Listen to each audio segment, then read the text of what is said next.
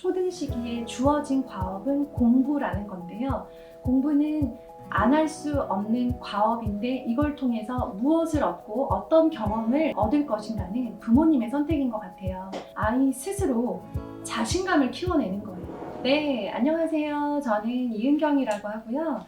경기도 교육청 소속 초등교사로 15년간 근무했었고요. 지금은 학교를 나와서 책을 쓰고 또 강연을 하면서 많은 어머님들과 소통하고 또 새로운 컨텐츠들, 교육 정보들을 나누고 있습니다. 최근에는 초등 자기주도 공부법이라고 하는 책을 출간했고요. 어머님들을 위한 책을 쓰고 나니까 또 어머님들이 이 좋은 이야기를 우리 아이들에게도 직접 전해주시면 어떻겠냐라는 요청을 하셔서요.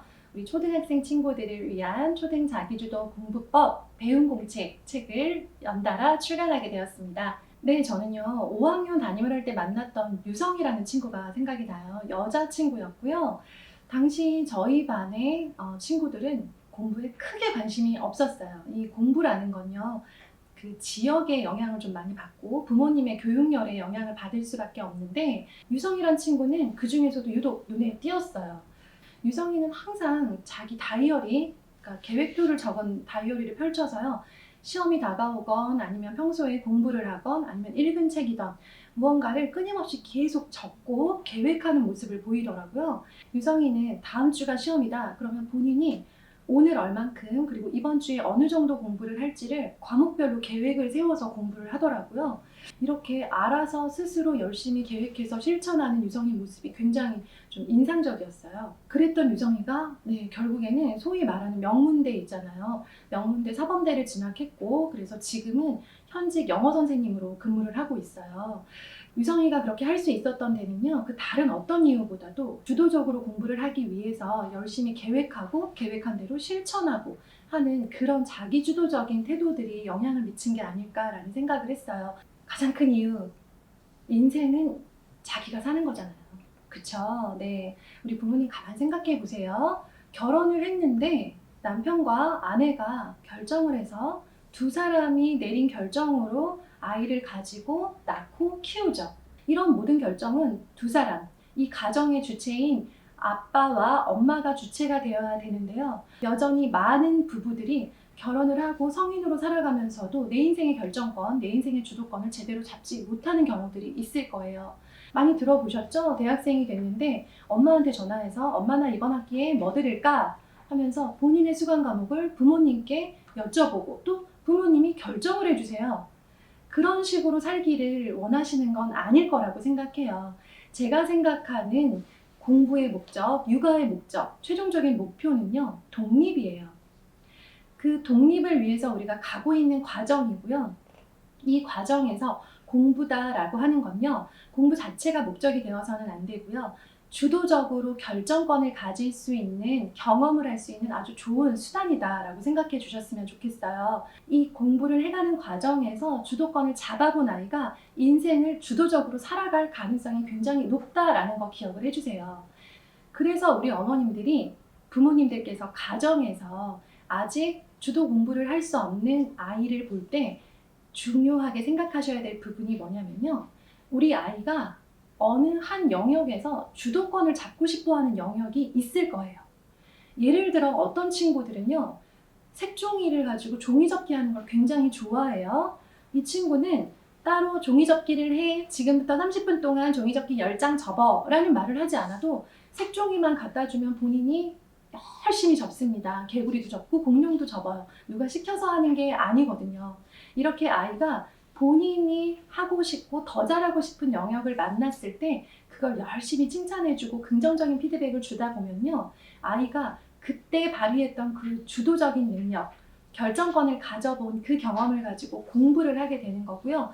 공부에서 역시나 주도권을 가져보았던 아이들은요, 이 주도권을 가지고 나머지 인생, 즉 성인이 되었을 때 성인 이후의 삶을 역시나 주도적으로 살아갈 가능성이 굉장히 높아집니다. 그래서요, 저는 자기주도 공부가 단순히 어떤 공부 방법이라고 생각하지 않고요, 인생을 살아가는 그 과정 중에 꼭 한 번은 경험해야 될 중요한 가치라고 생각을 합니다. 네, 사실 우리 많은 어머님들이 학업 격차가 언제 벌어지냐, 그리고 벌어졌을 때 우리 아이는 어느 위치에 있게 될 것인가에 대해서 불안해하고 고민합니다. 당연하죠. 언젠가는 격차가 벌어질 건데 그때 우리 아이가 위쪽에 있었으면 좋겠다라는 건 모든 부모님들의 기대죠. 저는 이 기대가 잘못된 거라고 생각하지 않아요. 아이를 사랑하는 마음에서 나오는 순수한 마음이라고 생각을 하고요. 그렇다면 우리 아이가 꼭 위에 있어야 하는 건 아니지만 이렇게 격차가 벌어지는 시기에 대해서 부모님께서 이해를 하시고요. 그 시기를 대비하고 그 시기를 지나는 아이와 좀 지혜롭게 현명하게 부드럽게 넘어갈 수 있는 그런 준비는 되셨으면 좋겠다라는 생각을 해요. 일반적으로 우리 아이들이요, 격차다라고 느껴지는 걸 교실 안에서 경험하는 건 3학년 정도예요. 왜 그러냐면요, 1, 2학년 때는 이 과목에서 평가가 많지 않고요. 친구들이 이렇게 그룹을 지어서 놀거나 누가 누구를 향해서 특정 어떤 내용들을 지적해서 말하는 경우들이 많이 없어요. 그래서 1, 2학년 교실에 보면 남녀가 막 어울려서 놀고요. 시험이 없고 편안하기 때문에 그냥 서로 즐거운 거예요. 본격적으로 뭔가 공부라는 게 시작이 된다. 그리고 잘하는 아이가 있고 못하는 아이가 있다라는 걸 실감하게 되는 때는 3학년인 것 같아요. 물론 3학년에서부터 달려야 한다라는 의미는 아니니까 우리 어머님들 너무 불안해하지 마세요. 문제는 아무도 그렇게 말한 적이 없는데 3학년 정도 되면요, 아이들이 자기들끼리 교실 안에서 줄을 세우기 시작을 해요. 국어, 수학, 사회과학, 단원평가를 보죠. 보고 나면요, 저는 혹시나 제가 채점상에 실수가 있었을 수 있기 때문에 아이들의 확인이 필요하다라고 생각을 했고요. 그리고 우리 아이들도 본인이 뭘 틀렸는지 확인을 해야 되기 때문에 시험지를 이렇게 한 명씩 다 나누어 줬어요. 채점을 끝난 걸. 문제는 한 10분 정도 시험지를 이렇게 확인하고 다시 내는 그 시간이 지나고 나잖아요. 아이들이 3학년밖에 안 된 아이들이요, 자기들끼리 평균을 내서 우리 반 석차를 매겨요. 저는 몰랐어요. 그걸 모르고 있다가 어떤 아이가 굉장히 얼굴이 벌게가지고 속상해서 저한테 그러더라고요. 선생님, 저 열심히 했는데 8등밖에 못했어요. 네가 8등인 걸 어떻게 알아? 저도 몰랐거든요. 그 친구가 8등인 건. 저는 평균을 내지 않았고 저는 아이들을 아직 내림차순으로 정리하지 않았기 때문에. 애들 다 알아요. 벌써 성적 다 나왔어요. 순서 다 나왔어요. 하면서 본인이 8등이고 누가 1등이고 누가 7등인지를 아이들이 이미 알고 있는 상태더라고요. 그러면서 아이 스스로 나는 못하는 사람이다. 나는 해도 안 되는 사람이다. 라는 생각을 하게 되는 가장 결정적인 그런 계기가 되는 게 3학년에 들어가서 겪는 단원평가가 아닐까라는 생각을 했고요. 이 시점에서 우리 어머님들이 좀 진지하게 고민을 하고 한번 짚어보셨으면 좋겠다라고 생각되는 건, 왜 공부를 해야 되는가? 초등 시기에 놀아도 되잖아요. 그리고 공부 안 하면 어때요? 예전 같으면 초등학교 때 다 놀았잖아요. 그렇죠? 그런데 왜 공부를 할까요? 가만 생각해 보세요. 지금 초등아이들이 다 같이 열심히 공부하는 이유는 친구들이 다 하고 있기 때문이에요. 친구들이 안 하고 있으면 우리 어머님들도 이렇게까지 안 시키실 거예요. 우리 어렸을 때는 다 같이 안 했기 때문에 안 해도 불안하지 않은 그런 분위기였고요. 지금은 모두가 하고 있기 때문에 안 하는 아이들이 극도의 불안감을 느끼면서 어쩔 수 없이 하고 있는 상황인데요. 그럼 난 불안하지 않으면 안 해도 돼요? 라고 생각하실 수도 있는데요. 저는 초등 시기에 공부라고 하는 경험은 반드시 필요하다고 생각을 해요. 이유가 있습니다. 우리 아이들이요, 초등 시기에 주어진 과업은 공부라는 건데요. 이 공부라는 과업을 해가면서 아이 스스로 자신감을 키워내는 거예요.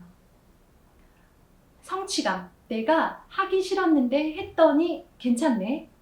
내가 잘 못하는 줄 알았는데 열심히 했더니 전보다 나아졌네. 나 공부 못하는 아이인 줄 알았는데 해보니까 잘할 수 있을 것 같아. 지금 100점은 아니지만 점점 더 열심히 해보고 싶은 마음이 생겨.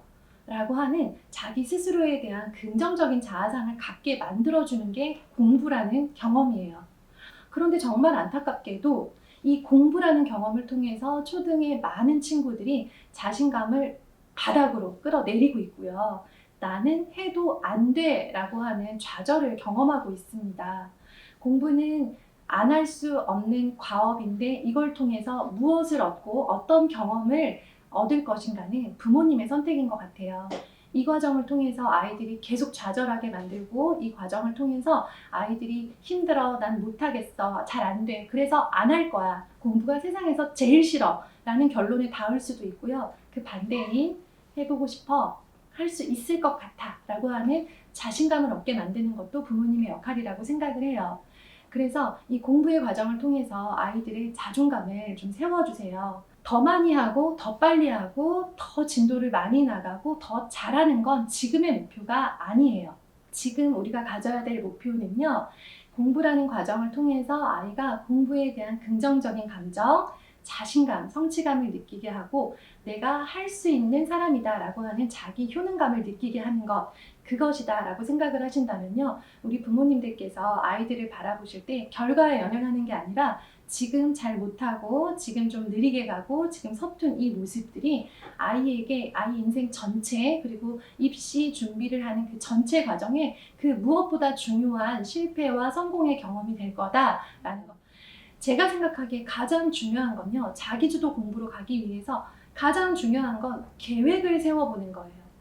아이 스스로 계획을 세운다라는 건요, 이제까지 부모님께서 아이한테 오늘 연산 몇 쪽 풀고 영어책 어디 읽고 그 다음에 수학 문제집 여기서부터 여기까지 풀어 다 풀고 나면 일기 쓰고 그 다음에 책 30분 읽고 자 라고 짜주셨던 이 계획표의 느낌을 아이가 스스로 해볼 수 있게 주도권을 주시는 경험.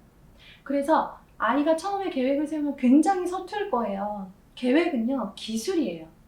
기술이라는 게 어떤 의미냐면요, 하면 할수록 는다는 뜻이에요. 계획을 세워본 아이들이 더 잘 세울 수 있고요. 계획을 한 번도 세워보지 못한 아이들은 공부는 잘할 수 있을 망정 자기 인생을 주도적으로 살아갈 수 있다라고는 장담하지 못합니다. 우리 아이들이 궁극적으로 바라는 것, 공부에서 잡은 주도권을 인생 전반으로 확대하는 것이라고 한다면요, 아이에게 주도권을 준다는 가장 큰 의미는 계획을 세우게 해주신다는 거예요. 우리 부모님들 아이한테 계획 세워보라고 하세요 라고 제가 말씀드리면요, 가장 많이 이렇게 좀 솔직하게 말씀하시면 계획 세우는데 너무 조금 한다고 할까봐, 적게 한다고 할까봐, 안 하려고 할까봐, 네, 그래서 아이한테 계획을 세우라는 말을 못 하겠어요. 그렇게 해서 공부량이 줄어들면 어떡해요? 그렇게 해서 꼭 해야 되는 과목을 안 하겠다라고 하면 어떡해요? 라고 하면서 아이를 믿지 못하고 아이에게 주도권을 주는 것을 굉장히 불안해 하시는데요, 당연합니다. 본인이 주도권을 가지고 내가 계획을 세우는데 더 많은 양을 공부하고 더 공부 과목을 늘리는 것 좀 이상하지 않나요? 그것도 초등 친구들이? 네, 지금 입시가 눈앞에 있는 것도 아닌데 본인이 필요를 느끼지도 않는 과목까지 굳이 확대해서 공부 계획을 세우는 건 저는 오히려 이상하다고 생각을 하고요. 아이들 나름은 공부량을 줄이고 공부 과목을 줄이기 위해서 애를 쓰겠죠. 그 과정을 통해서 계획이라는 걸 경험을 해보게 되고요. 그 계획을 세우고 본인이 세운 계획대로 적은 분량일 망정 실천해보고, 그래서 내가 세운 계획을 통해서 다음날 계획을 또 수정해서 세워보고 다음 주 계획까지 세워보고, 계획과 실천이 반복되다 보면요, 아이들은 이제 공부라는 것이 내가 이렇게 계획 세운 대로 실천하면 되는구나 라는 원리를 이해하게 되고요. 그러고 나면 자연스럽게 학년이 올라가면서 특히나 중학생 정도가 되면요, 자연스럽게 공부 분량과 양, 그리고 시간, 그리고 공부 과목은 늘어날 수밖에 없습니다. 그래서 그때 폭발적으로 늘어나는 그 시기에 처음으로 계획을 세워보지 않기 위해서 초등 시기에 처음으로 경험을 해보셨으면 좋겠고요. 초등에서 자기주도적인 그런 계획과 실천 과정은 연습 중이다, 지금 이거 해보는 거다, 경험의 과정이다 라고 생각하시면 훨씬 마음이 편하실 것 같아요. 두 번째는요, 꾸준한 독서 습관이에요. 초등에서 공부를 하는 건 초등에서 지금 보고 있는 단원평가 100점이 목표가 아니에요. 자, 좋은데요, 초등에서 100점 맞았던 그 많은 친구들이 중고등학교에서 서서히 사라지기 시작을 합니다. 우리가 궁극적으로 바라는 건 점점 더 잘하고 점점 더 많이 하는 아이이잖아요. 결국 고등학교 때 제대로 성과를 보이는 결과를 내기 위해서는요, 지금 더 많이 달리고 지금 100점을 완벽하게 맞고 지금 뭔가 보여지는 결과물들이 많기보다는요, 그때의 결과물을 위해서 지금 잘 다지는 것이 너무나 중요한 시기예요. 그런데 중고등학교에서 이 아이가 본격적으로 이제 공부의 주도권을 잡고 자기 주도적으로 이 공부를 분량과 과목을 늘려가고자 할 때, 그래서 결과를 얻고 싶어 할 때 가장 큰 힘을 발휘해 주는 게 바로 초등 때 했던 꾸준한 독서 습관입니다. 중학교 교과서 보신 적 있으신지 모르겠어요. 저는 깜짝 놀랐습니다. 아이들 중학교 교과서만 해도요, 글씨 크기가 확 작아지고요, 분량이 굉장히 늘어나요. 그러면서 초등에서 무조건 알고 왔었어야 된다라고 생각되는 어휘들이 그 흔한 단어 설명 하나 없이 마구 나오고 있어요. 그래서 초등 때 열심히 문제집을 풀었던 아이들이 중학교에 올라가서 교과서 내용을 이해하지 못해서 이 교과서를 읽긴 읽지만 무슨 말이야 라고 이해를 못해서 여러 번 다시 읽으면서도 이해를 못하는 경우들이 속출하고 있습니다. 이게 바로 소위 말하는 그 문해력, 독해력의 문제인데요. 그것들을 위해서는 초등에서 매일매일의 일정 시간을 할애해서 반드시 책을 읽어주세요. 네, 마지막 세 번째는요. 운동이에요. 네, 운동. 뭐 단순히 즐겁게 자주 운동하면 좋죠 라고 생각을 하시는데요. 저는 생각하시는 그 이상으로 운동이라는 건 훨씬 더 중요하다라고 생각을 해요. 공부를 하고 있다면 그렇습니다. 결과적으로 좋은 성과를 낼 수 있는 그런 결정적인 것들에 투자를 하셔야 되는 시기가 초등이에요. 우리 체력이 다져지지 않은 친구들의 가장 큰 문제가 뭐 단순히 피곤하다, 힘들다 정도가 아니고요. 이 피곤하고 힘든 이 모든 몸의 컨디션들은 집중력과 연결이 되어 있어요. 그래서 이 집중력이라는 건 몸이 체력이 좋고 그리고 몸이 피곤하지 않고 졸리지 않고 충분히 휴식을 취했을 때 뇌가 최상으로 그 효율을 발휘하는 상태를 말하기 때문에 집중력을 가지고 공부하는 것과 아닌 것은요. 같은 시간을 공부해도 결과에서 차이가 있을 수밖에 없어요. 제가 추천하는 방법은 달리기와 줄넘기예요. 아이들이 누구나 도구 없이 하루 30분, 1시간 정도는 할 수 있는 운동이고요. 네, 집 밖으로 나가기만 하면 우리가 마스크를 쓰고 달리기와 줄넘기를 하는 건 문제가 되지 않습니다. 지금 우리 아이 상황에서 어떤 운동을 시작해 볼까를 고민하시고요. 운동을 하다 말다 하면 좋고 못하는 날도 많았어요 라고 하신다면요. 오늘부터 바로 운동을 시작하셨으면 좋겠습니다. 그래서요, 초등에서 자기주도 공부를 위해서는 계획을 세워보게 하시고요. 꾸준히 책을 읽게 하시고요. 마지막으로 오늘부터 운동을 시작하게 도와주세요.